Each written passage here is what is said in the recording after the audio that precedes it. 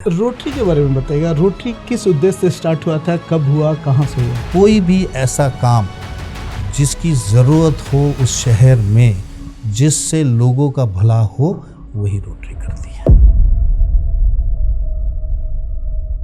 2012 में पाकिस्तान गया था, 2012 में। मैं बोलूँ जितने बच्चे आप भेजोगे उतने बच्चे की कार्डियक सर्जरी का जिम्मा मैं लेता हूँ, मैं करके वापस भेज दूँगा। लेकिन कभी दुख नहीं होता जब वही बच्चे आपको लगता होगा बड़े होकर टेररिस्ट बन जाते हैं? बच्चा जब पैदा होता है वो धर्म में पैदा नहीं होता है, धर्म तो हम देते हैं उसे। इसीलिए मैं ये भी कहता हूँ, किसी को गीता में ज्ञान न मिला, किसी को कुरान में ईमान न मिला, उस बंदे को रब क्या मिलेगा जिसको इंसान में इंसान। तो हम मानव सेवा का धर्म कब तक, कहाँ तक खींच के ले जाएंगे? मानव सेवा कभी एंड ही नहीं हो सकती। एकमात्र ऐसी ऑर्गेनाइजेशन है जिन्होंने प्रण लिया कि हम पूरे विश्व से पोलियो को इरेडिकेट। जब मैं हार्ट ऑपरेशन कराता हूँ, उसके माँ बाप आते हैं, आप सोचिए एक बाप अपने बच्चे के सामने बोल रहा है कि सर इसको बचाइए नहीं तो ये मर जाएगा। कितनी मौत मरता होगा वो बाप। रोटरी ने करीबन कुछ 50,000 बच्चों की हार्ट ऑपरेशन पूरे देश में की है।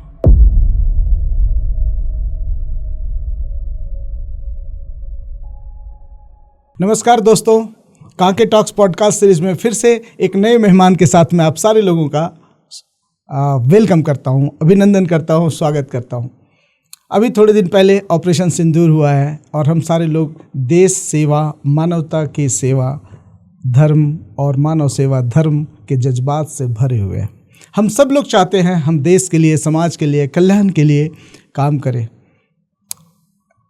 कोयला नगरी से, कोयला के बीच से एक हीरा को पकड़ के लाया हूँ आप सब लोगों से मुखातिब करने के लिए कि मानव सेवा ही धर्म है। ये जुनून कैसे पैदा करें, और अगर ये जुनून पैदा करना है तो हमें कुछ वैसे शख्सियत से मिलनी होगी, बात करनी होगी जिन्होंने मानव सेवा को ही अपना जज्बात बना लिया है, अपना जज्बा बना लिया है और अपना जीवन को इसी पहलू पे जीते हैं।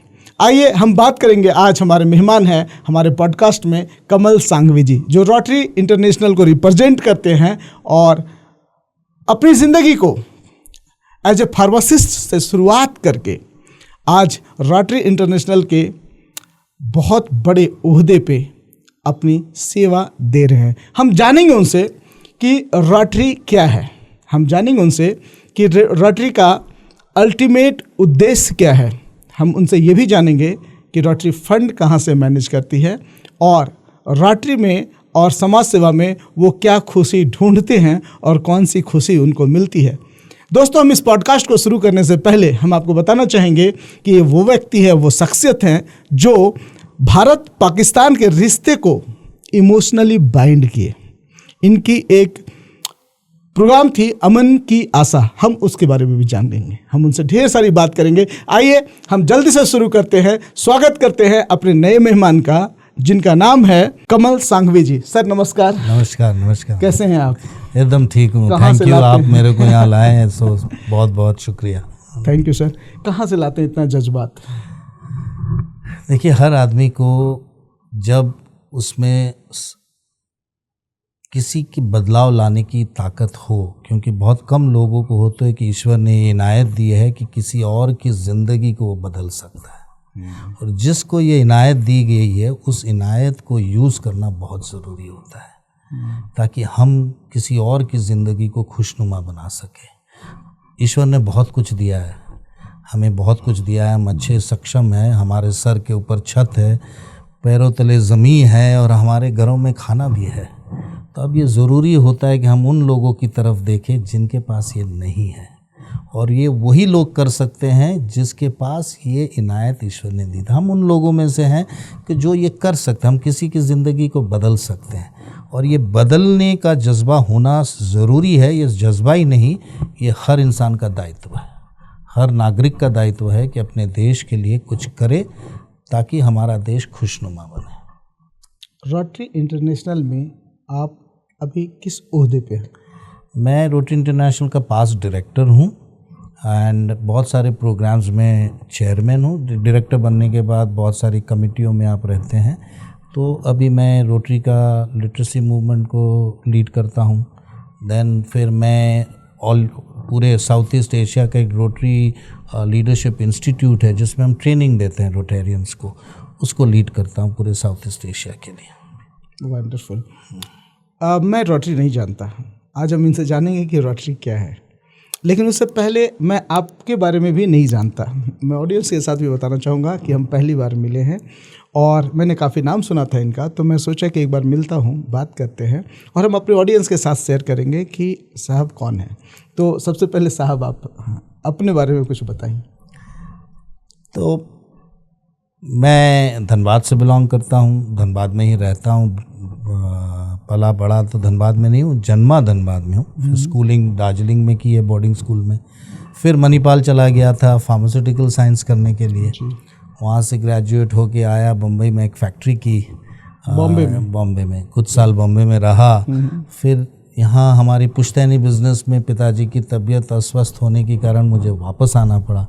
ये सोच के आया था कि कुछ दिन करके मैं वापस, एक बार बॉम्बे जो जाता है वो वापस नहीं आना चाहता है, बट फिर यहाँ आया तो उसके बाद मैं बॉम्बे वापस नहीं जा पाया। अच्छा। क्योंकि यहाँ का प्यार, यहाँ की नीड, परिवार की नीड, परिवार के साथ रहने की एक जो मज़ा होती है, तो फिर हम लोग ने, और प्लस मेरी बीवी है सोनल, वो भी एक छोटे शहर से थी, बड़ौदा से थी, उसे बॉम्बे पसंद नहीं था। ओके। तो फिर हम लोग यहीं रह गए हैं और हम लोग फिर यहाँ का बिज़नेस फिर मैंने संभाल लिया। हमारा पुश्तैनी बिज़नेस है बैंकिंग, फाइनेंस और कंस्ट्रक्शन का, उसको फिर मैंने संभाल के फिर बॉम्बे वाला बिज़नेस को बंद कर दिया। आप धनबाद से, सोनल बड़ौदा से, कहाँ? मतलब सोनल के मामा जी बेरमो में रहते थे। अच्छा। जो यहीं के थे और हमारे रिश्ते खानदानी रिश्ते थे। और इतने अच्छे रिश्ते थे कि हम कहते थे कि बड़ौदा धनबाद घर और बेरमो घर बोलते थे। तो फिर जब बड़े बुजुर्गों ने कहा कि जब दोस्ती इतनी है तो उसको रिश्तेदारी में बदल दी जाए, तो फिर बातें आगे बढ़ी और फिर रिश्तेदारी में बदल गई बस। वंडरफुल। तो फिर एज ए फार्मासिस्ट आप रोटरी से कैसे एसोसिएट होते हैं? फार्मासिस्ट रोटरी से एसोसिएट नहीं हुआ था। जब मैं बॉम्बे में था, रोटरी मेरे जहन से कहीं दूर दूर थी, कहीं बगल में भी नहीं थी। धनबाद जब वापस आया तो पिताजी रोटेरियन थे और छोटे शहरों में, ईस्वी की बात है ये 1991 की बात है, 91 में रोटेरियन। 91 तो पिताजी रोटेरियन थे। और जब मैं वापस आया तो छोटे शहर में फिर उस ज़माने में कोई व्यवस्था नहीं होती थी, और पिताजी भी थे तो बोले कमल ज्वाइन कर लो, अच्छे हैं लोग, अच्छे हैं, मिलावट होगी। और उस समय सर्विस मेरे जहन में भी नहीं था। मैं रोटरी ज्वाइन किया था कि अच्छे लोगों के बीच बैठ सकूं, बातें कर सकूं, दोस्ती कर सकूं। उस समय उसी वजह से मैं रोटरी ज्वाइन किया था। और एक पुश्तैनी होता है ना कि परिवार का हर मेंबर रोटेरियन है तो तुम्हें भी रोटेरियन बनना है, और प्लेस ऑफ प्राइड था। एक शहर में रोटेरियन होना थोड़ा सा एक प्लेस ऑफ प्राइड भी मिलता था, इसलिए मैंने रोटरी ज्वाइन की उस समय। वाह। फिर रोटरी के बारे में बताएंगे कि रोटरी जब आप ज्वाइन किए तो आपको क्या जानकारी थी और क्या उद्देश्य था? जैसे मैंने बताया, उद्देश्य तो सिर्फ था कि दोस्ती करूं। छोटा शहर है तो शाम को क्या करेंगे, कुछ लोगों के साथ मिलेंगे, बैठेंगे, अच्छा थोड़ा सा कार्य भी हो जाएगा। और तो उद्देश्य वही था कि भाई अच्छे लोगों से मिलना, करना, बैठना, क्योंकि शहर के सब गणमान्य व्यक्ति रोटरी में थे, तो नेचुरल एक प्लेटफॉर्म था उस समय। फिर रोटरी से जो सर्विस का एंगल आया वो बहुत दिनों के बाद आया मेरा। ओके। कि क्यों मैं सर्विस में पड़ गया। रोटरी के बारे में बताइएगा, रोटरी किस उद्देश्य से स्टार्ट हुआ था, कब हुआ, कहाँ से हुआ? रोटरी अमेरिका में शिकागो से हुआ था। 5 लोग ने एक साथ, उस समय ग्रेट डिप्रेशन चल रहा था शिकागो में, लोग बहुत तकलीफ़ में थे, बिजनेसेस डाउन थे। तो कुछ 5 जन एक रूम में इकट्ठा, ये 5 दोस्त हुए और उन्होंने कहा चलो एक चीज़ करते हैं जहाँ कि हम लोगों की मदद कर सकते हैं, एक दूसरे की भी मदद कर सकते हैं, बिज़नेस में भी एक दूसरे की मदद कर सकते हैं, फेलोशिप कर सकते हैं। क्योंकि उस ज़माने में इतनी तकलीफ़ें थी कि लोग सोचते कि चलो कम से कम मिल बैठ के एक दूसरे का दुख और दर्द को दूर करें। उसी उद्देश्य से शुरू हुआ रोटरी। और फेलोशिप पहले सबसे, फेलोशिप मतलब एक दूसरे से मिलना, दूसरों की मदद करना, वो सबसे पहले उद्देश्य था। उसके बाद सर्विस एंगल तो रोटरी में बहुत सालों के बाद आया, और उसके बाद फिर रोटरी का एक मोटो बन गया कि सर्विस अबव सेल्फ। हम सर्विस को, दूसरों को मदद करना अपने आप से ऊपर रखें। ये मोटो जब रोटरी में आया तब रोटरी पूरे विश्व में 200 देशों में आज के दिन में है, जिसमें हम हर देश को खुशनुमा बनाने की कोशिश करते हैं। हम उन लोगों की मदद करते हैं जो वंचित है खाने से, भूखों को खाना देते हैं, प्यासों को पानी देते हैं, जिसके घर नहीं उसके लिए घर बनाते हैं, बच्चों को हार्ट सर्जरी कराते हैं, हेल्थ कैंप करते हैं। कोई भी ऐसा काम जिसकी ज़रूरत हो उस शहर में, जिससे लोगों का भला हो, वही रोटरी करती है। और फंडिंग कहाँ से होती है फिर?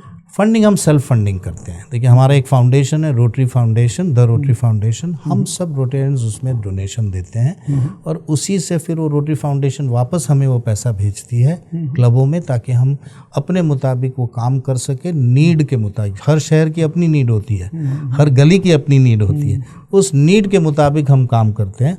हम अलग अलग कॉर्पोरेट के साथ भी काम करते हैं, हम कंपनियों के साथ भी मिलकर काम करते हैं, कॉर्पोरेट सोशल CSR फंड्स भी लेते हैं, तो लोग इन्वेस्ट करते हैं उसके साथ मिल के।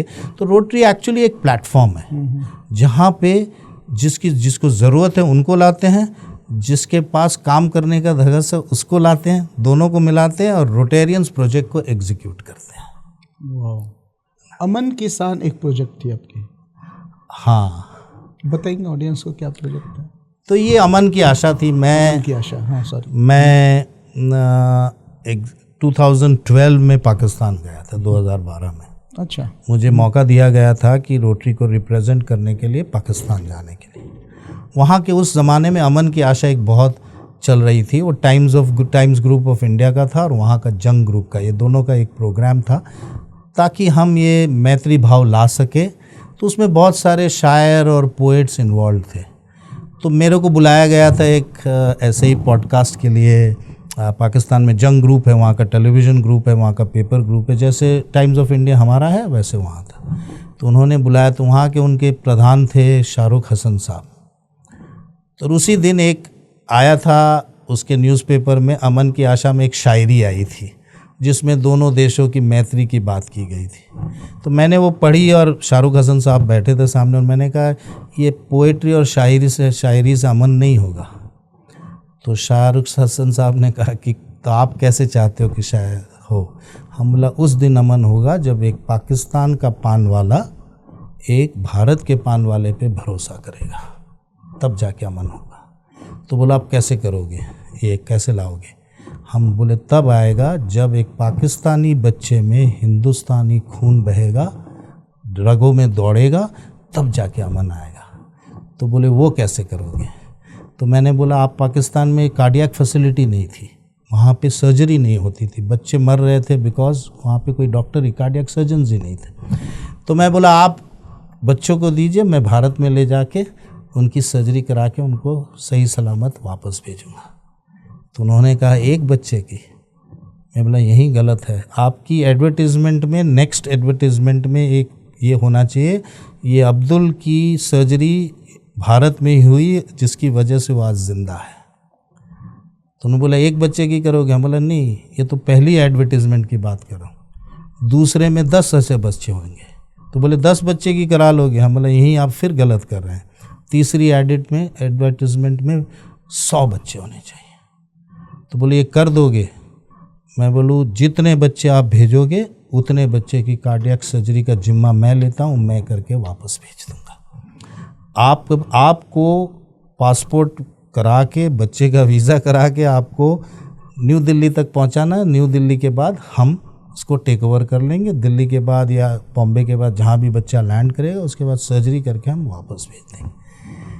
उन्होंने कहा ये कब कैसे करोगे? हम बोले कल दे दो बच्चे, मैं जा रहा हूँ, वापस ले जाऊँगा अपने साथ में।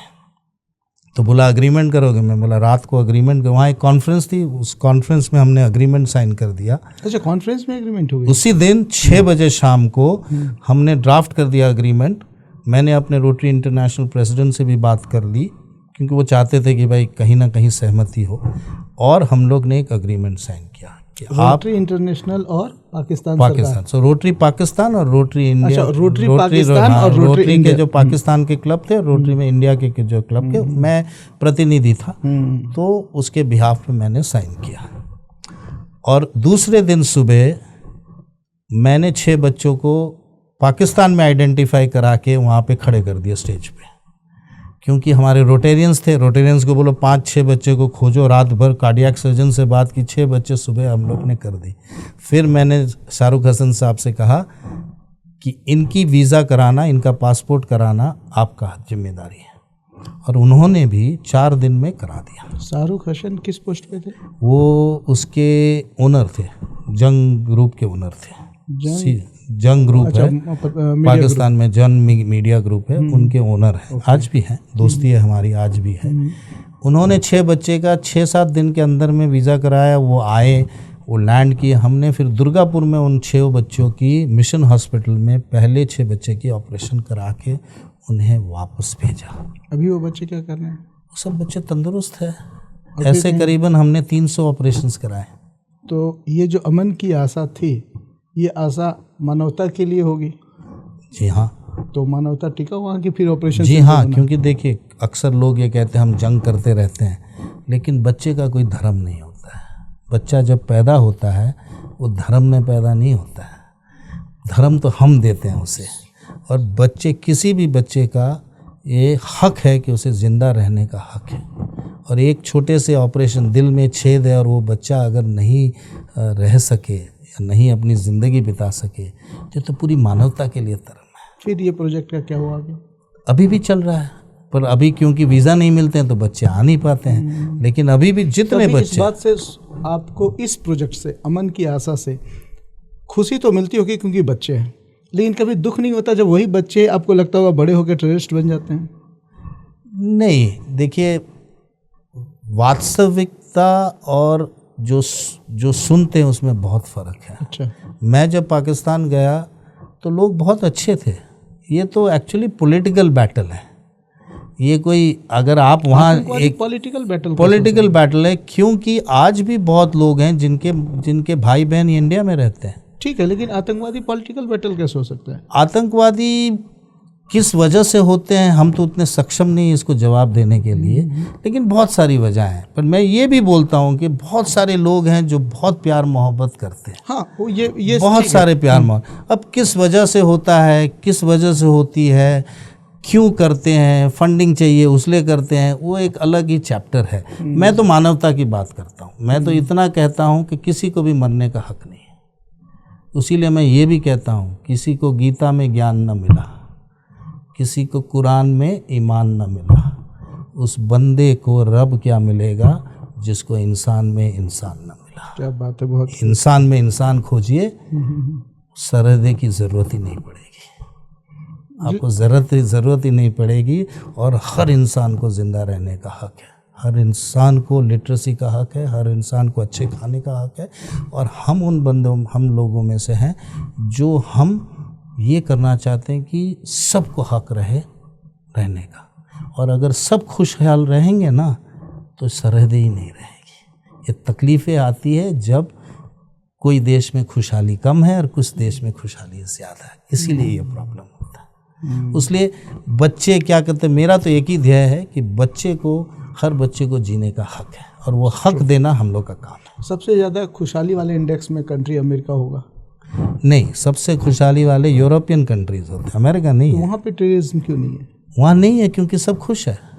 तो इंडिया में भी क्योंकि खुश हैं, तो और वहाँ पे सब लोग अपने बच्चों का ख्याल रखते हैं। एक बच्चा जब पैदा होता है नेदरलैंड्स में, उसको एजुकेशन का हक है, उसको अच्छे घर का हक है, उसको अच्छा घर मिलता है, तो वो सक्षम हो जाता है। हमारे यहाँ प्रॉब्लम ये है कि लिटरेसी नहीं है, हमारे लिटरेसी रेट कम है। अब अच्छा हुआ, अब देखिए तो पढ़ना लिखना अभियान की पॉलिसी के बाद इतनी एजुकेशन हमारी अभी भी 72%, 73, 74% है आज के दिन में भी। तो अगर हर बच्चा पढ़ लिख लेगा, हर बच्चा को काम मिलेगा, तो क्यों करेगा कोई भी आदमी, कोई भी इंसान? तो इंडिया में है ही नहीं वो, तो टेररिज्म तो दूसरे कंट्री से। हाँ, तो इसलिए क्योंकि वहाँ तकलीफ़ें हैं, क्योंकि तो वहाँ उसको कैसे आप educate वहाँ करेंगे? एजुकेशन लिटरेसी रेट कम है। तो वहाँ पे हैप्पीनेस का इंडेक्स को आप कैसे इम्प्रूव यही करेंगे, यही करना है कि हमें ये कहना, तो रोटरी यही कहती है कि हमने सरहदें नहीं रखी है, हम हर देश में काम तो करें। 2012 में आप गए, परिणाम क्या हुआ? परिणाम ये हुआ कि मैंने बहुत सारे प्रोजेक्ट किए, मैंने लेकिन 300 उसके बाद बच्चों की पहलगाम जान अटैक, बचाई। पुलवामा अटैक, सब तो अटैक हुआ। देखिए वो होता रहेगा, पर ये नहीं कह सकते कि उन बच्चों ने किया। पुलवामा अटैक हुआ, बात सही है, तो चोरी तो हमारे देश में भी होती है, झारखंड में भी होती है, धनबाद में भी होती है। लोग आपके घर में आके चोरी कर लेते, तो क्या आप क्या बोलेंगे? तो क्यों होती है? क्योंकि डिस्पैरिटी है। चोरियां तब होती है जब डिस्पैरिटी को हटाइएगा, अपने आप पूरा देश, पूरा विश्व अमन में हो जाएगा। उसीलिए कहते हैं ना, पूरा विश्व कुटुंबकम है, एक ग्लोबल विलेज है।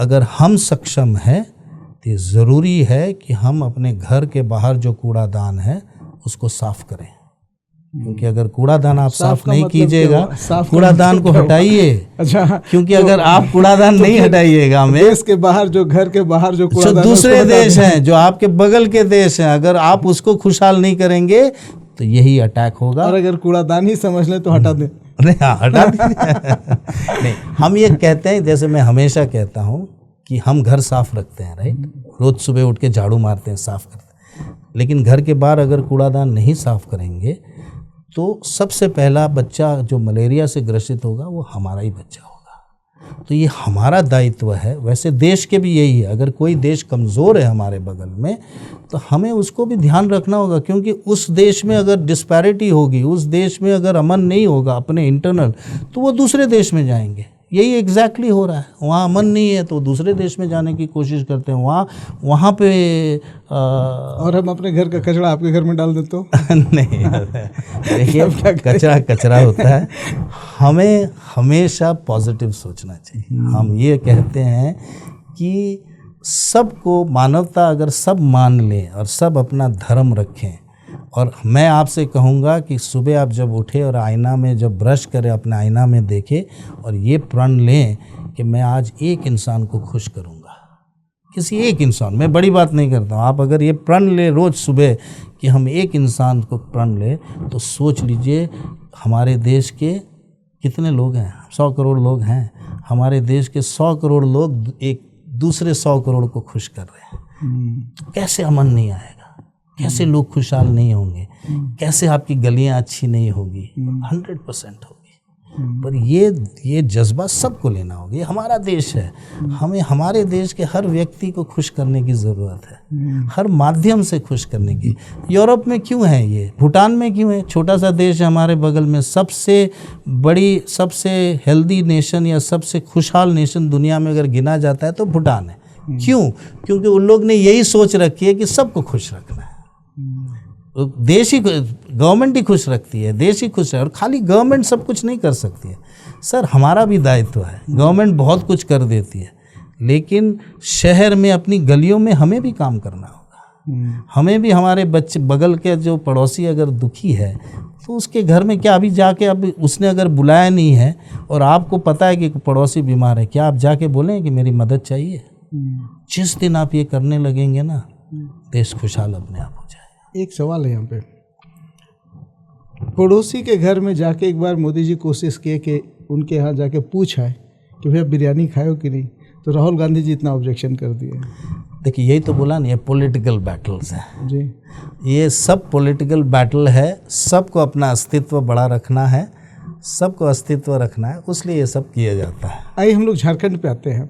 25 वर्ष झारखंड के बने हुए हैं और रोटरी भी यहाँ पे 25 वर्षों से ज़्यादा समय से काम कर रही है।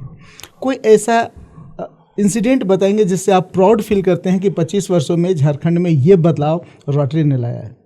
बहुत सारे। अब धनबाद, एक दो बताइए। धनबाद आइए, हम पूरे बिहार में 28 सहेली सेंटर्स चालू किए हैं।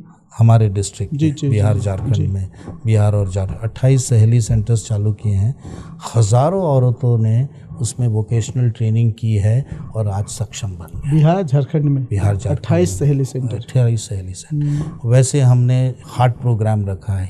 क्या था ये सहेली सेंटर, थोड़ा डिस्कस? इसमें हम लोग ने वोकेशनल ट्रेनिंग सेंटर्स खुले थे 28 पूरे बिहार झारखंड में मिल के, जिसमें जो औरत वंचित है, पिछड़े वर्ग से आती है, उन्हें हमने अलग अलग व्यवसाय के लिए ट्रेनिंग दिया। जैसे टॉय मेकिंग है, ब्यूटिशियन कोर्स है, एजुकेशन कोर्स है, कंप्यूटर ट्रेनिंग है, अलग अलग जो जहाँ की नीड होती है, केन मैन्युफैक्चरिंग है, वैसे अलग अलग व्यवसाय के उसको ट्रेन किया। वो ट्रेन हुए और फिर वो अपने पैरों पे सक्षम हो गई और वो अपना काम करने लगी। आज काम कर रही हूँ। यस, हज़ारों, मतलब मैं अगर अनुमान लगाऊंगा तो ये करीबन 2002 से हमने शुरू किया था।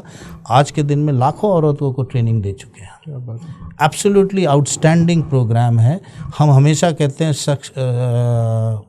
एम्पावरमेंट की, जब औरतों को एम्पावरमेंट करने की ज़रूरत नहीं है, औरत एम्पावर्ड है, वो जननी है। औरत ही एकमात्र ऐसी है जो किसी और को जन्म दे सकती है। तो जो जन्म देती है वो एम्पावर्ड होती है। ये अपॉर्चुनिटी देने की बात है। ये जो सहेली प्रोग्राम है, ये अपॉर्चुनिटी देती है एक औरत को अपने पैरों पे सक्षम होने का। और जिस दिन वो सक्षम हो जाती है, उसको अपनी डिग्निटी आती है। और एक सक्षम औरत अपने बच्चे को ज़्यादा अच्छे से संभाल सकती है। अब आप सोचिए, एक औरत जो नहीं कमा रही है और जो कमा रही है, क्या वो अपने बच्चों को ज़्यादा अच्छा रख सकती है? यस, उसको पढ़ाएगी, लिखाएगी, उसको अच्छा खाना खिलाएगी, तो नेचुरली बीमारियां कम होगी, बच्चा अच्छा होगा, बच्चे की सोच अच्छी होगी, स्वस्थ होगा। तो नेचुरली ये बदलाव जो आता है, ये एक औरत को सक्षम करने से ही पूरे विश्व में बदलाव आ सकता है। तो ये एक बहुत बड़ा प्रोजेक्ट है जिसमें हज़ारों औरतों को सक्षम बनाया है हमने। कमल जी, एक सवाल है यहाँ पे जो मेरे जहन में रेगुलर आता है, और आप बहुत लंबे समय से मानव सेवा पे काम कर रहे हैं, कि कभी ये रियलाइज़ नहीं होता कि नीचे भी लोग वैसे ही हैं जैसे लोग ऊपर हैं, तो हम मानव सेवा का धर्म कब तक, कहाँ तक खींच के ले जाएंगे? मानव सेवा कभी एंड ही नहीं हो सकती है। गंगा मैया जब ऊपर से ये क्वेश्चन अगर हम पूछे, तो गंगा मैया पहाड़ों से निकलती है, सींचती हुई निकलती है, हज़ारों लाइफों को चेंज करती हुई, किसी को पानी देती है, किसी को खाद देती है, किसी को जीवन दान देती है। लेकिन जब वो सागर में विलीन होती है, अपना अस्तित्व खो बैठती है। गंगा मैया तब तक है जब तक वो ज़मीन पे है। जिस दिन सागर में विलीन हो गई, सोचिए कैसे परोपकारी है कि उसका अपना अस्तित्व ही वो खो बैठती है। वैसे ही तो सागर ने गंगा से पूछा, कब तक यूं ही मिलती रहोगी? तो गंगा का पानी मीठा होता है और सागर का पानी खारा होता है। तो गंगा मैया ने बड़ा सरल आंसर दिया, तब तक यूं ही मिलती रहूंगी जब तक तुम में मिठास पैदा ना हो जाए। तो ये जो सेवा का काम है, तब तक हम सबको करना होगा जब तक विश्व does not become a better place to live in. जब तक कभी ऐसा नहीं हुआ जब मन में दुख हुआ कि यार ये देखो, इतना करने के बाद भी ये लोग वैसे ही हैं? होता है। हम अच्छा काम करते हैं, बाहर जाते हैं, तो हम रोटेरियंस हैं। हम एक इंसिडेंट है, हम रोटेरियंस हैं, हम अच्छे परिवार से हैं, हम तो अपना वक्त निकाल के, हम सब व्यवसायी हैं, हम फुल टाइम वो नहीं है, पर हम सब व्यवसायी हैं। हम व्यवसायी से अपना टाइम निकाल करके अपना दायित्व पूरा करते हैं। यही लिए मैंने आपसे सवाल पूछा, उसलिए हम अच्छा खाना भी खाते हैं। मेरे सवाल पूछने का वजह क्या था, मैं थोड़ा सा डिटेल्स में बात करता हूँ कि आप बिजनेसमैन हैं, सक्सेसफुल बिजनेसमैन हैं, कहीं ना कहीं अपने बिजनेस से समय निकाल के आप सोशल एक्टिविटीज़ में इंगेज होते हैं, और फिर पता चलता है कि आप या तो वो लोग पे इम्पैक्ट नहीं हुआ या उसको उस दूसरे डायरेक्शन में ले गया, तो क्या ये दुख देता है? और दुख देता है फिर इसको कैसे हैंडल करते हैं? देखिए, दुख देता है। कभी कभी क्या होता है कि हम अच्छा खाना भी खाते हैं, हम अच्छे जगह पे बैठ के, ये पाप नहीं है अगर जो आदमी अपने कर्म से या अपने धर्म से अच्छा कमा रहा है, अपने परिवार को अच्छी जगह खाना खिला रहा है, तो वो एक हर आदमी का ये धर्म भी होता है। तो कुछ लोग ये देखते हैं कि भाई वो ये रोटेरियन तो धर्म की, कर्म की बात, सेवा की बात करता है, लेकिन खुद 5 स्टार में खाता है। तो अच्छे घरों में खाने का कोई, राम भगवान ने भी ये नहीं बोला था, कृष्ण ने भी ये नहीं बोला था कि अच्छा खाना मत खाओ, सेवा करो बट आप अपना अच्छा खाना। और कभी कभी कुछ लोग ये टीका भी करते हैं, अरे ये तो अपने आपकी बढ़ाई के लिए काज करते हैं। कुछ लोग ये करते हैं कि हमने 4 काज लिया, उसमें 2 काज नहीं हुए, ठीक होता भी है भाई, हमने 4 प्रोजेक्ट हुए, पॉसिबिलिटी है कि एक प्रोजेक्ट सही नहीं बैठा, क्योंकि प्रॉबेबली हमारी सोच थोड़ी अलग थी, प्रॉबेबली प्लेइंग फील्ड अलग थी, प्रॉबेबली हमने उसको ठीक से नापा नहीं था, तो उसकी वजह से तो उसमें जो लाभांतिक लोग होते हैं या जिसको पूरा लाभ नहीं मिला वो टीका करते हैं, तो 1 मिनट तो दुख लगता है। फिर उसके बाद एक और वाक्य होता है कि गुलाब की बात आती है, तो पेड़ ने गुलाब से कहा कि जब तुम्हें कोई हर आदमी जब तुम्हें तोड़ता है, तुम्हें तोड़ लेता है, तो तुम बदला क्यों नहीं लेती हो?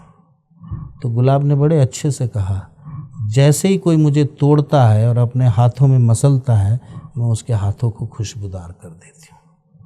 तो मेरा कहना ये है कि हम जो भी कार्य करें किसी और के लिए करें। जब आप किसी और के लिए करिएगा तो कभी भी आपको क्लेश नहीं होगा। आपका परिवार और बच्चों का मतलब आपके फैमिली का क्या कंट्रीब्यूशन है आपके इस सोशल एक्टिविटीज़ में? देखिए, मेरा परिवार बहुत पुराना, 100 साल से झारखंड में, हम गुजराती हैं, गुजरात से आए थे। अच्छा। और 100 साल से धनबाद झरिया में रह रहे हैं। मेरे परिवार ने गुजराती स्कूल बनाई, 3 वहाँ पे धर्मशालाएँ बनाई।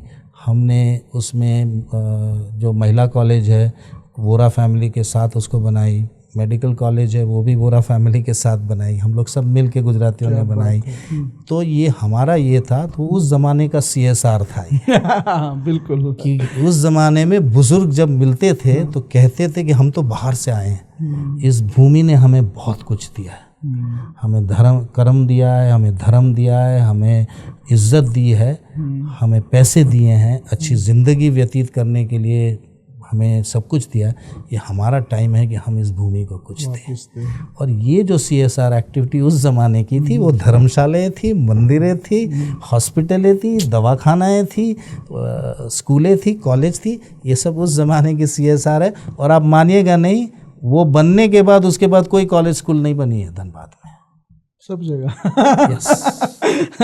वो जो बना के गए हैं हमारे बुजुर्ग, महिला कॉलेज एक ही है धनबाद में जो हम लोग गुजरातियों ने बनाई, पाटलिपुत्र मेडिकल कॉलेज गुजरातियों ने बनाई, धर्मशाला गुजरातियों ने बनाई, उसके बाद कुछ नहीं बना है, वहीं का वहीं स्थगित है। So this is the contribution जो लोग आए हैं, जो उस ज़माने के लोग थे, जो CSR में मानते थे, उन्होंने ये किया है। इसलिए मैं हमेशा कहता हूँ आपको करना होगा, हर इंसान को सेवा करनी होगी और ये दायित्व है। अगर आप इंडियन हो, आप भारतवासी हो, तो हर भारतवासी को सेवा करनी होगी। ये कोई खेल नहीं है कि हम शनिवार को उठे और 2 जन को खाना खिला दें, नहीं। सेवा एक बहुत ही साइंस है, इसको बहुत सीरियसली लेना पड़ेगा और रोज़ करना होगा, तभी जाके बदलाव आए। हम आपसे गुजराती वाले सवाल पे आएंगे क्योंकि वो मुझे जानकारी नहीं थी, लेकिन अभी बात करते हैं रोटरी पे। अगर एक आम व्यक्ति है, सब कुछ कीजिए कि हम लोग के ऑफिस के बाहर का एक कोई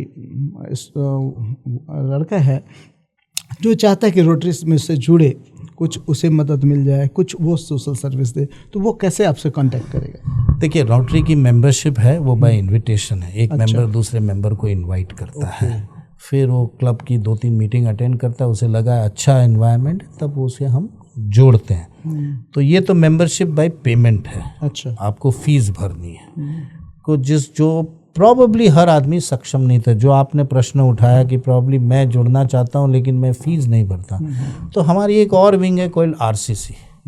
ये विंग वो है कि जो वॉलंटियर्स होते हैं उसकी हम एक क्लब बना देते हैं और उसके लिए कोई फ़ी नहीं है। तो आप जो रोटरी क्लब के साथ एक RCC को जोड़ दीजिए, तो RCC हमारा एक अंग हो गया जो काम करेगा। RCC का फुल फॉर्म क्या है? रोटरी क्रेडिट कॉर्प्स करके। तो और एक RVC, अब RVC बोलते हैं, रोटरी वॉलंटरी कॉर्प्स होते हैं। तो वो लोग, उसको हम लोग करते हैं, जैसे कोई नर्स है, जैसे कोई प्यून है, कोई क्लर्क है, कोई हॉस्पिटल का कंपाउंडर है, ऐसे 20 जन को हम लोग इकट्ठा करके एक बनाते हैं और फिर आगे बढ़ती जाती है उसकी में, वो लोग फिर लोगों को लाते हैं और बढ़ते हैं। और ये फिर रोटरी के जब प्रोजेक्ट्स होते हैं तो ये उसमें अनुदान देते हैं, वो अपना श्रम से अनुदान देते हैं। प्रॉबेबली पैसे से नहीं देते हैं, क्योंकि पैसे रोटरी अरेंज कर देती है, लेकिन श्रमदान जो होता है वो इन लोगों के इस ऐसे माध्यम से करते हैं। फिर हमारे के एक यंग विंग है, इंटरैक्ट है, जो स्कूल के बच्चे हैं, उसमें भी कोई फ़ी नहीं है। और एक रोटरैक्ट है जो यंग कॉलेज गोइंग बच्चों है, उसमें थोड़ी सी है, उसमें 500 रुपया की फ़ी है। बाकी जो स्कूले की बच्चों की जो इंटरैक्ट है उसमें भी कुछ नहीं है। तो हम क्या करते हैं रोटरी, हम बचपन से ये सिखाना चाहते हैं कि तुम्हें सर्विस करनी चाहिए। मूल मंत्र ये है कि आपको बचपन से सीखना चाहिए कि हमें अपने देश के लिए अनुदान देना है, समाज के लिए देना है, परिवार के लिए देना। मोबाइल के ज़माने में, रील के ज़माने में सर्विस तो धीरे धीरे ख़त्म ही हो गई है। खेलना छोड़ दिया, हम ग्राउंड पे खेलते थे। तो कितना इम्पोर्टेंस आप समझते हैं रोटरी का यहाँ पे? बहुत इम्पोर्टेंस है, आपने बोला वो बहुत सही है। बच्चे की सोच, बच्चे की आजकल एंटरटेनमेंट टोटली चेंज हो गई। पहले हम लट्टू खेलते थे, न्यूक्लियर फैमिली हो गया है, मोबाइल में घुसा रहेगा, पतंगे उड़ाते थे, गोलियां खेलते थे छड़ियों में, ये सब करते थे, क्रिकेट खेलते थे। आजकल सब अपने घरों में बंद गए। इसीलिए ये जो इंटरैक्ट विंग हम लोग रखते हैं, इसीलिए रखे हैं कि बच्चों में, स्कूल में हम वो शिक्षा देने चाहते हैं कि सड़कों पे आओ और काम करो। रोट्रैक्टर्स को बोलते हैं सड़कों पे आओ, अपना अनुदान दो देश की उन्नति के लिए। लिटरेसी प्रोजेक्ट्स में काम लो, जहाँ सेवा हो रही है, रोटरी के प्रोजेक्ट्स हो रहे हैं, उसमें भी काम करो। तो ये एक प्रणाली होती है। इसी की वजह से हम लोग ने इंटरैक्ट और रोट्रैक्ट विंग रखा है कि बचपन से कर। इसलिए हम हमेशा कहेंगे कि अपने बच्चों को सिखाइए। पहले ज़माने में जब हम खाना खाते तो बाबूजी कहते थे कि जाओ ये बेटा, खाना खाने के पहले बोलते थे बेटा ये 2 रोटी किसी को दे के आओ। 2 रोटी का कोई मोल नहीं था, 5 रुपया 2 रुपया की रोटी थी। लेकिन ये एक सिखाया गया, ये एक प्रणाली सिखाई गई कि बेटा अब आप खुशहाल हो, आप अगर कुछ खा रहे हो तो किसी और को खिला के फिर खाओ। तो ये एक हमारी एक सिस्टम होती थी हमारे घरों में, सिस्टम पूरे हिंदू धर्म में या प्रॉब्ली पूरे देश में हमारे ये सिस्टम होती थी कि खाने के पहले किसी और को खिलाओ। ये हमारे वेदास में भी लिखा हुआ है। तो ये जो प्रणाली है कि मैं ये चाहूँगा कि हर व्यक्ति आप अपने बच्चों को सिखाइए, ये सिखाइए कि किसी और की मदद करें, क्योंकि तभी जाके हमारा देश खुशनुमा होगा। जब बच्चे सीखना शुरू करना शुरू करेंगे। कितना डिफिकल्ट है ये सिखाना? डिफिकल्ट है। एकल परिवार में, माइंड कीजिएगा, एकल परिवार में एजुकेशन, आप जब पढ़ रहे होंगे तो आपने एक बुक पढ़ी थी, हमने भी पढ़ा, नैतिक शिक्षा। आज की तो दुनिया में ये सब है ही नहीं। मेरे हिसाब से डिफिकल्ट नहीं है। ओके। मेरे हिसाब से मनसा होनी चाहिए। मेरे हिसाब से किसी की मदद करना कोई डिफ़िकल्ट नहीं। आपको कोई लखपति होने की ज़रूरत नहीं है मदद करने के लिए। मदद करने के लिए आप छोटी छोटी चीज़ से भी मदद कर सकते हैं। मैंने बोला कोई बगल में बुखार से, जाके बैठिए उनके साथ 15 मिनट। आपके बगल में एक बहुत बूढ़े व्यक्ति रहते हैं, उसके बच्चे काम करने जा रहे हैं, आप थोड़े फ्री है तो जाके उनके साथ 15 मिनट बैठिए, 1 घंटा बैठिए, मेंटल पीस आएगी उनको। अगर मदद करनी है तो बहुत सारे एवेन्यूज़ हैं मदद करने के लिए। करोड़पति होने की ज़रूरत नहीं है मदद करने के लिए। मदद करने के लिए मनसा चाहिए, और ये मनसा पेरेंट्स को अपने बच्चों में डालनी होगी। आप कैसे बोलते हो अपने बच्चे को, भाई काम करने जाने के पहले, स्कूल के पहले जाने के लिए, भैया तुम जाके मंदिर में दर्शन करो या गुरुद्वारा में जाके दर्शन करो या प्रॉबली कहीं और जाके दर्शन करो, क्यों बोलते हो? बहुत जन करते हैं और बहुत बच्चे करते भी हैं। घर के पहले निकलने के पहले हाथ जोड़ते हैं, मंदिर में जाके दर्शन करके या गिरजाघर में या प्रॉब्ली जहाँ मस्जिद में, जहाँ भी दर्शन करके फिर जाते हैं ना अपना काम। तो ये भी तो हो सकता है कि आप बच्चे को करो, अच्छा देखो बेटा तुम वापस आओगे ना तो फलाने घर में थोड़ी तकलीफ है, 2 मिनट जाके आना। जिस दिन आप ये करने लगेंगे ना, खुशहाली अपने आप। तो ये नज़रिया ज़िंदगी के प्रति, मानवता के प्रति रोटरी में आने के बाद आया या पहले आपके अंदर थी? रोटरी में आने के बाद। 100 क्या इम्पैक्ट क्रिएट नहीं, रोटरी के पहले भी थी, क्योंकि मेरे दादाजी हमेशा, मैं जैसे भी होता था तो बोलते थे 2 रोटी दे के आओ। तो ये रोटरी में आने के बाद ये थोड़ी बढ़ गई, क्योंकि एवेन्यू ऑफ अपॉर्चुनिटी मेरे को बढ़ गई। वो थी हम लोग के पूरे परिवार में, हमेशा ये रहता था। हमारे घर में मट्ठा बंटता है, हर रोज़ मट्ठा बंटता है। हमारे घर में कबूतर को दाना दिया जाता है। हमारे घर में भाई रोज़ 10 व्यक्ति को खाना खिलाना है तो खिलाना है। तो ये तो पहले से ही थी, लेकिन जब रोटरी में आए तो उसकी और बढ़ गई, क्योंकि स्रोत मेरे और काम करने की क्षमता बढ़ गई, क्योंकि हमारे पास एवेन्यू बढ़ गए, हमारी ताकतें बढ़ गई, हम समूह बन गए ना। जब मैं काम करता हूँ मेरे साथ 20 जुड़ जाते हैं तो मेरी ताकत बढ़ जाती है, तो मैं बड़े काम कर सकता हूँ। जैसे आज रोटरी है, एकमात्र ऐसी ऑर्गेनाइजेशन है जिन्होंने प्रण लिया कि हम पूरे विश्व से पोलियो को इरेडिकेट कर देंगे। वाह। रोटरी का ये सबसे बड़ा प्रोग्राम है, और किसी भी ऑर्गेनाइजेशन में दम नहीं था, ये सोच नहीं थी, पावर नहीं थी, रोटरी में ये था। फिलीपींस में एक रोटेरियन क्लब खड़ा होकर बोला, अरे ये पोलियो है, इससे तो लोग ग्रसित हो जाते हैं, बच्चे मर जाते हैं, तो चलो हम पूरे विश्व से पोलियो को इरेडिकेट करते हैं। ये America, UNICEF, CDC, Bill Gates, ये सब बाद में जुड़े हैं। ये तो प्रिंसिपल प्रोग्राम है, ये रोटरी से जुड़े हुए। हाँ, ये रोटरी के साथ जुड़े और हमारे साथ जुड़ के पोलियो को इरेडिकेट करें। एकमात्र ऐसा प्रोग्राम है कि विश्व में ये सेकंड डिजीज़ होगी जो पूरी इरेडिकेट। हम 99% 2 देश रह गए हैं उसकी वजह से बताइए। तो आप सोचिए कि अगर रोटरी नहीं होता तो क्या होता। हर तीसरा बच्चा आपको अपने गलियों में रेंगता हुआ मिलता। 20 लाख बच्चे की ज़िंदगी बचाई है। एक World War II से भी बेटर चीज़ है।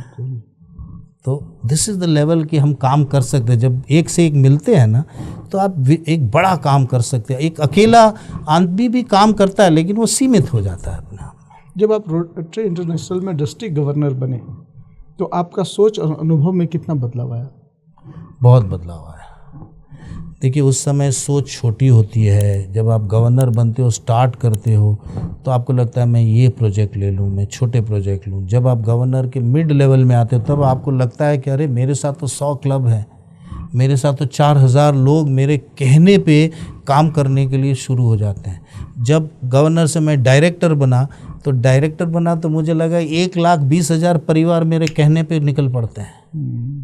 तो ये जो समूह की ताकत है, ये गवर्नर और डायरेक्टर बनने के बाद समझ में आई कि जो लोग पोजीशन में होते हैं उसकी ज़बान की बहुत कीमत होती है, क्योंकि लोग फॉलो करते हैं।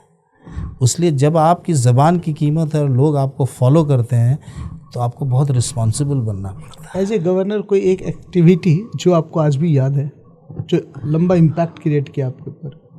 हमने एक जयपुर लिम्ब कैंप किया था धनबाद में। कौन सा कैंप? जयपुर लिम्ब, जो कृत्रिम पैर जो देते हैं पोलियो के विक्टिम को या एक्सीडेंट के विक्टिम। तो मैं जानता था कि एक छोटा सा बच्चा रेंगता हुआ आया,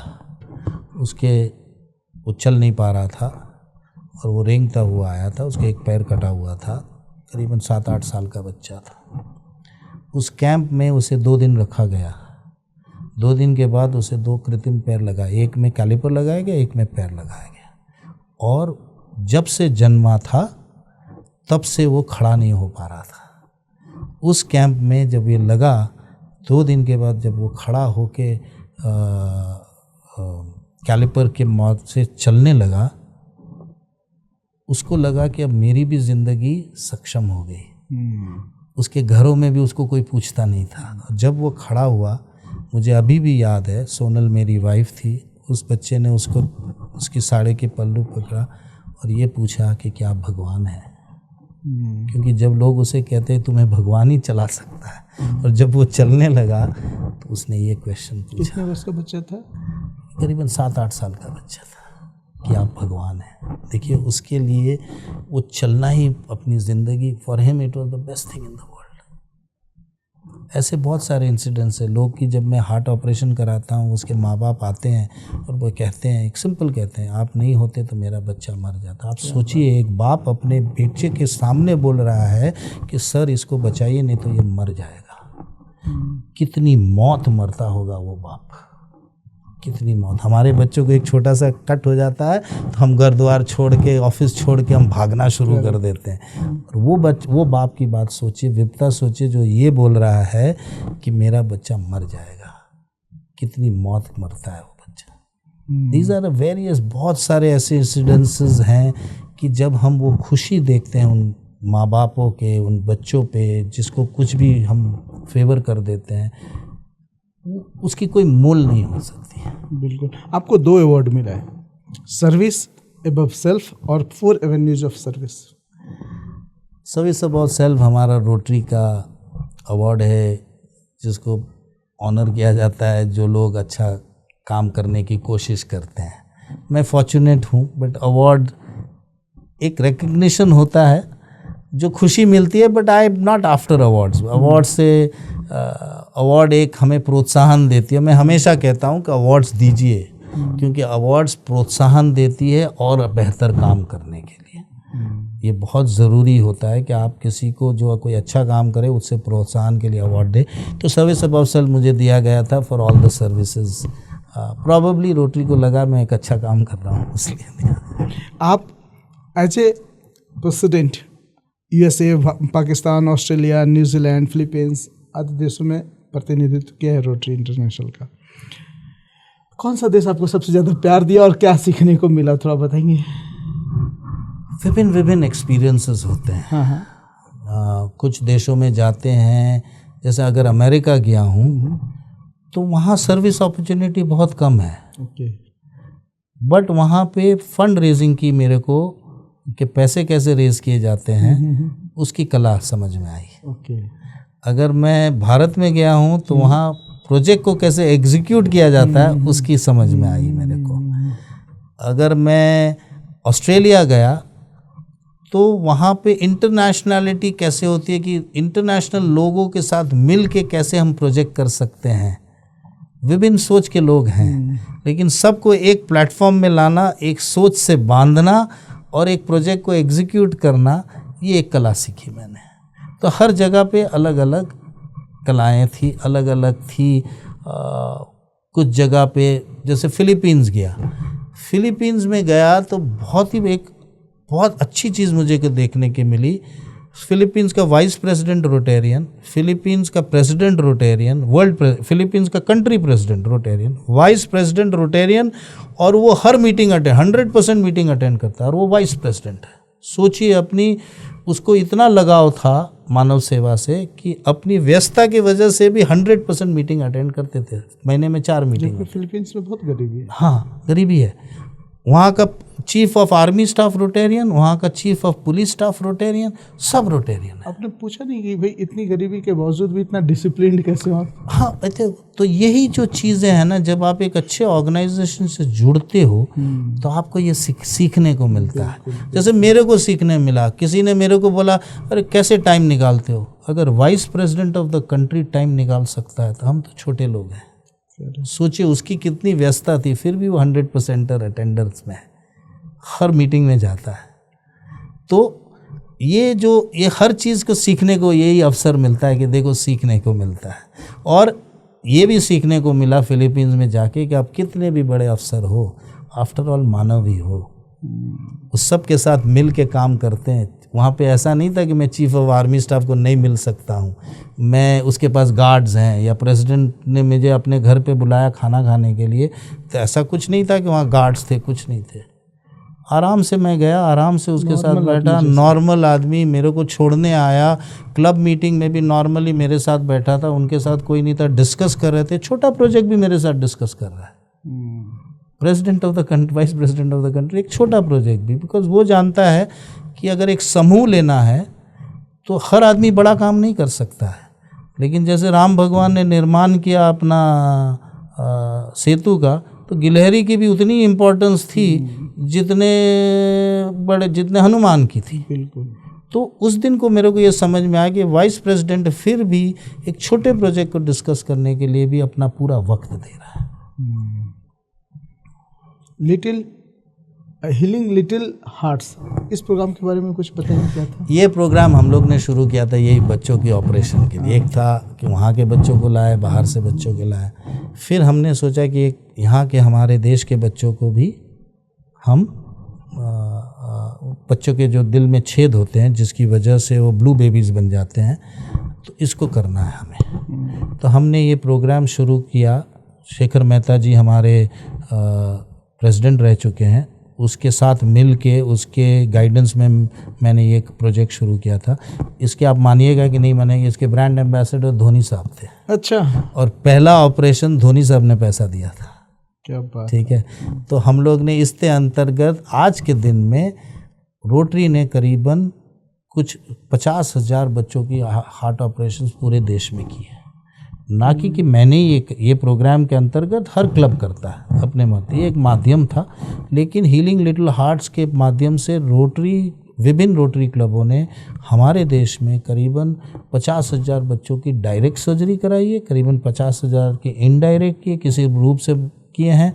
हमने कम से कम करीबन 25 हॉस्पिटल में इक्विपमेंट्स दिए हुए हैं, कार्डियक सेंटर्स खोले हैं, जैसे सत्य साई की हॉस्पिटल है रायपुर में, पूरे के पूरा कार्डियक सीसीयू हम लोग ने बना के दिया, क्योंकि वहाँ अच्छा काम होता था। तो अगर वो सब पकड़े तो लाखों बच्चों को हम लोग ने हेल्प किया। लेकिन ये तो जैसे मैंने कहा कि हर बच्चे को जीने का हक होता है, और ये हीलिंग द हार्ट उसको ये हक देने के लिए बनाया गया था।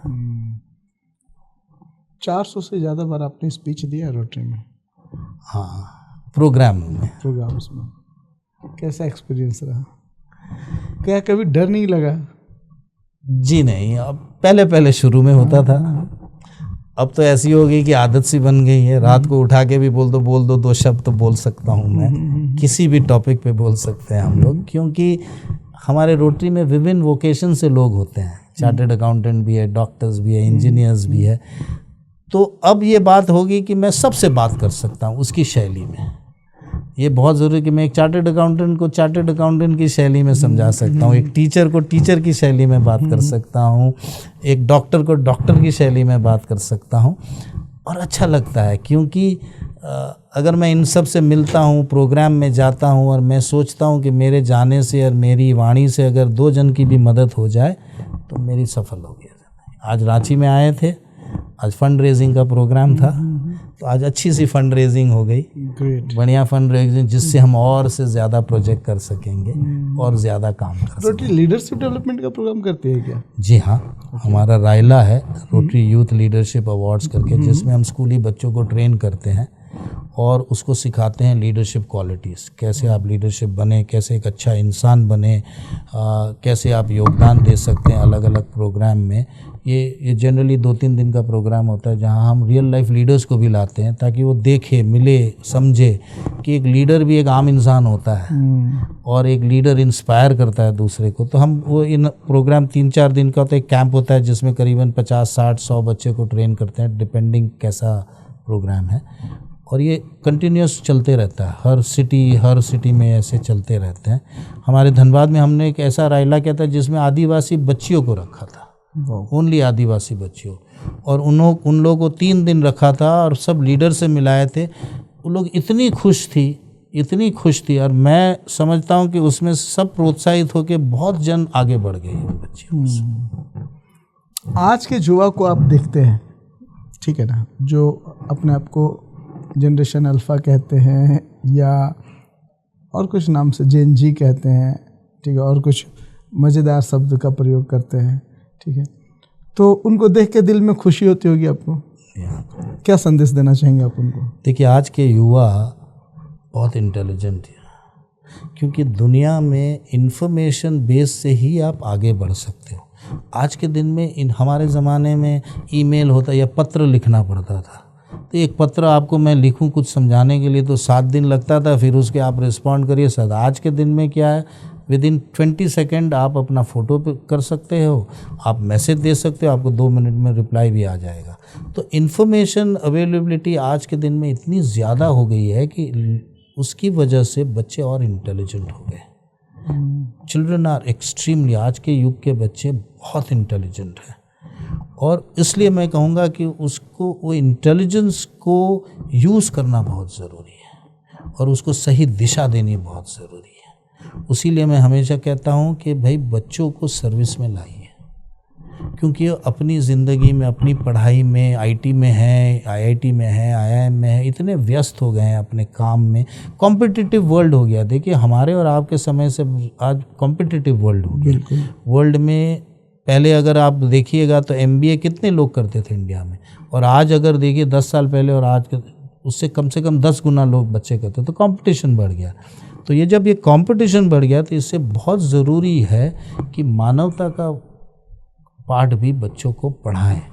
इट इज़ इम्पॉर्टेंट, नहीं तो वो मटीरियलिस्टिक लाइफ में ही फंस जाते हैं, बिकॉज वो अपनी दौड़ में इतने फंस जाते हैं। तो मानवता उसको बैलेंस करती है। इसलिए अपने बच्चों को, जितने बच्चे हैं उन्हें मानवता की सीख दीजिए। युवाओं को संदेश क्या देंगे?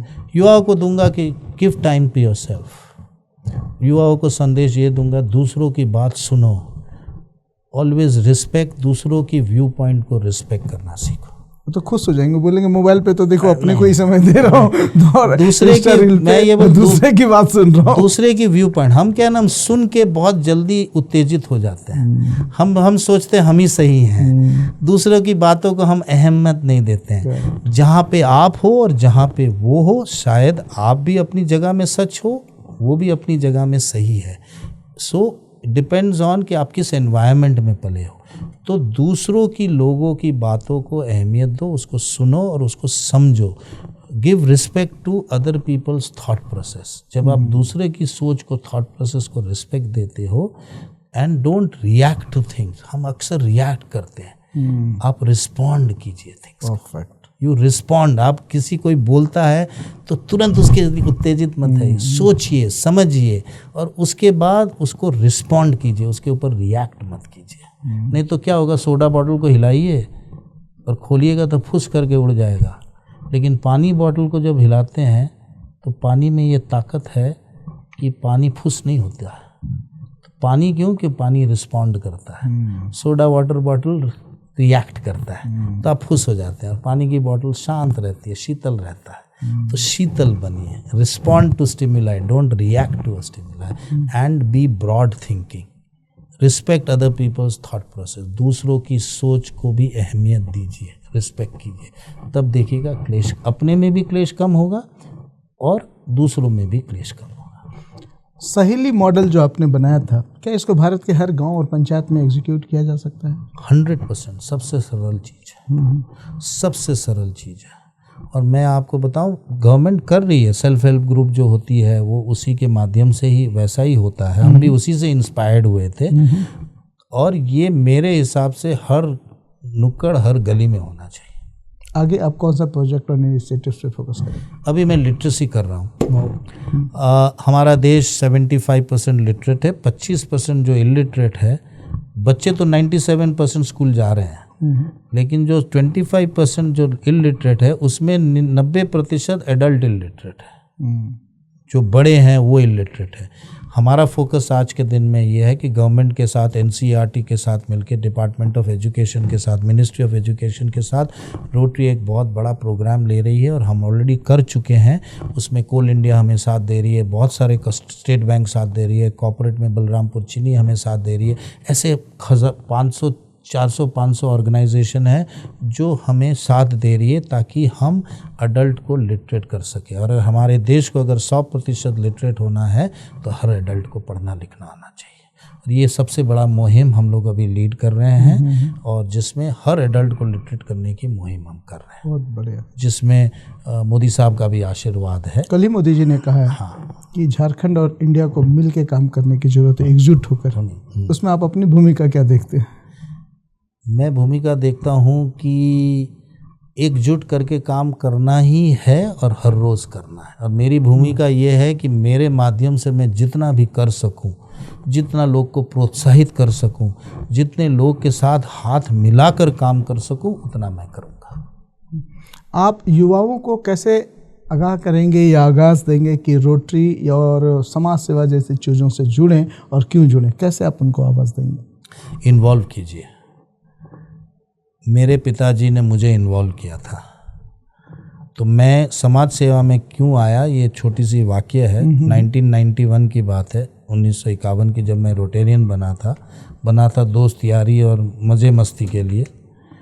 रात को 9 बजे थे। उस ज़माने में आई कैंप्स होते थे स्कूलों में और धर्मशालाओं में होते थे। वैसे ही एक आई कैंप मेरे फादर लीड कर रहे थे, गुजराती हिंदी हाई स्कूल जरिया की, उसमें हो रही थी। 400 पेशेंट उसमें भर्ती थे। मेरे पिताजी ने मुझे कहा चलो बेटा आज 8 बज गए, जाके वहाँ देखना है। मैं बोला कौन सी ईस्वी की बात है? ये 1991 की 1991 की बात है। तो फिर मैं बोला पिताजी बहुत ठंडे है, छोड़ दीजिए, मेरे को क्यों ले जा रहे हैं, आप अपना काम कीजिए, मैं शांति से घर में बैठा। बोला नहीं चलो। मैं गया वहाँ पे और वहाँ पे देखा कि सब चल रहा था, पर 2 बुज़ुर्ग वहाँ साइड में बैठे थे, दशरथ और सीता। फटे पुराने कपड़े थे, पैरों में छाले पड़े हुए थे, नंगे जैसे थे, कांप रहे थे ठंड की मारे। दिसंबर की ठंडी धनबाद की आप समझ सकते हैं। जैसे मैं बैठा तो सब कुछ लोग, भाई चेयरमैन का बेटा हूँ तो थोड़े बहुत कुछ लोग, और स्कूल भी हमारे एक परिवार की थी, तो कुछ लोग आके मिलने लगे। तो सोचा कि भाई ये होगा कोई सीनियर आदमी। तो दोनों आके मेरे से बोले सर हमारी आंखें ठीक करवा दीजिए। तो मैंने बोला ज़रूर, ये तो कैंप ही उसी के लिए। तो मैंने डॉक्टर को बुलाया, मैं बोला इनकी आंखें, इनको भर्ती कर लीजिए। बोला नहीं, इनको भर्ती नहीं कर सकते हैं, 2 लोग 80 साल से ऊपर के हैं और आंखें बियॉन्ड रिपेयर है। तो मैंने उनको समझाया। तो बोला सर 25 किलोमीटर चल के आए हैं, हमें कोई भी हिसाब से भर्ती कर दीजिए, कुछ भी कर दीजिए, हमें भर्ती कर दीजिए। मैंने सोचा, मैं बोला क्यों, आपकी आंखें अब रिपेयर नहीं हो सकती? फिर उन्होंने जो बात कही, उन्होंने दोनों ने ये कहा कि सर आप जब भर्ती कर देंगे तो हमें 3 दिन का खाना मिलेगा। 5 रुपये का खाना उस ज़माने में, दोनों जन को मिल के 10 रुपया, 3 दिन मतलब 30 रुपया। बात यहाँ पे ख़त्म नहीं होती है। मैं बोला वो तो मैं भी खिला दूँगा। फिर बात ये हुई कि सर जब हम यहाँ से बाहर जाएंगे तो हमें एक ब्लैंकेट मिलेगी। हमारे घर में हमारी पोते पोतियाँ हैं, वो सो नहीं पाती है ठंड की वजह से, क्योंकि छत पे टाली नहीं लगी हुई है। तो ये 2 ब्लैंकेट की वजह से हमारे पोते पोतियाँ सो पाएगी।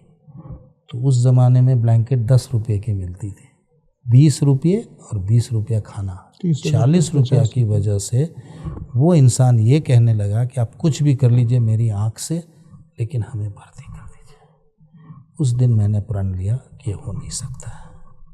उस दिन मैं रोटेरियन इन नेम से रोटेरियन बना। और उस दिन मैंने प्रण लिया कि नहीं, मैं जितना कर सकता हूँ मैं करूँगा। साहब अब मेरे दिल का 1-2 सवाल जाने से पहले, अक्सर गलियारों में चर्चा होती है कि Gujarati is a true passionate businessman. Absolutely. But आप तो सोशल सर्विसमैन निकले। क्योंकि मैं बिजनेसमैन था, उसके साथ सोशल सर्विस करता था। अब पैशनेट बन गया हूँ, क्योंकि हर आदमी की एक होता है कि ये लिमिट है, मैं इतना करना चाहता हूँ, इतना मैंने अचीव कर लिया है, अब मैं कुछ और करूँ। कुछ लोग गोल्फ खेलते हैं, कुछ लोग क्लब में जाते हैं, मैं सोशल सर्विस करता हूँ। क्योंकि मैं ये सोच सकता हूँ कि ये भगवान ने मुझे, जैसे पहले भी कहा, मुझे ये इनायत दी है कि मैं किसी और की ज़िंदगी को खुशनुमा कर सकता हूँ। क्या बात है। तो अब मैं बिज़नेस अभी भी करता हूँ, पर थोड़ा कम कर दिया और सोशल सर्विस में ज़्यादा दाम दे रहा हूँ, क्योंकि अब मेरे पास वक्त है, क्योंकि प्रायोरिटीज़ बदल गई है कि अब भाई बहुत काम कर लिया, बहुत पैसा कमा लिया, अब चलो वक्त दें ज़्यादा देश की उन्नति के लिए, सब उसमें देता हूँ। 1 लाइन फिलॉसफी बताएंगे अपनी लाइफ की? आई कैन डू थिंग्स, जो मैं कर सकता हूँ वो आप नहीं कर सकते हैं, जो आप कर सकते हैं वो मैं नहीं कर सकता हूँ, लेकिन हम अगर दोनों जुड़ जाएं तो बहुत कुछ कर सकते हैं। ये दुनिया पार्टनरशिप की है आज के दिन। पार्टनरशिप कीजिए और देश को प्रगतिशील बनाइए। क्या बात है, बहुत शानदार। दोस्तों हम बात कर रहे थे आज एक समाज सेवी, एक गुजराती, एक बिजनेसमैन, फार्मास्यूटिकल नवजुवक जो फार्मासिस्ट हुआ करते थे, बिजनेसमैन बने, सोशल सर्विस में आए, मिस्टर कमल सांघवी के साथ। उम्मीद करता हूँ आप सारे लोगों को हमारा ये पॉडकास्ट अच्छा लगा होगा, और आप जैसे कि हमेशा हमें ढेर सारा प्यार देते हैं, लाइक करते हैं, कमेंट करते हैं, अपने दोस्तों को भी शेयर करते हैं। मैं चाहूँगा इस पॉडकास्ट को भी आप लाइक, कमेंट और अपने दोस्तों के बीच शेयर करना बिल्कुल नहीं भूलें। और इसी के साथ मैं आज के अपने अतिथि का धन्यवाद देता हूँ, कमल सांघवी जी का, जिन्होंने अपने बहुमूल्य कीमत निकालकर इंसान, मानव, समाज, सेवा और धर्म के बारे में हमारे साथ इतनी सारी बातें की। उम्मीद करते हैं कि आप सारे लोग खैरियत से होंगे, जहाँ भी होंगे सकुशल होंगे, मंगल होंगे और अपने आस पड़ोस में इंसानी धर्म, मानव धर्म जरूर निभाएंगे और समाज कल्याण के लिए, अपने परिवार के कल्याण के लिए, देश के कल्याण के लिए, जैसे इतने बिजी व्यक्ति अपने जीवन से बहुमूल्य समय निकालते हैं, आप और हम भी निकालेंगे और कुछ काम करेंगे। सर धन्यवाद। Thank you Amit. Thank you sir.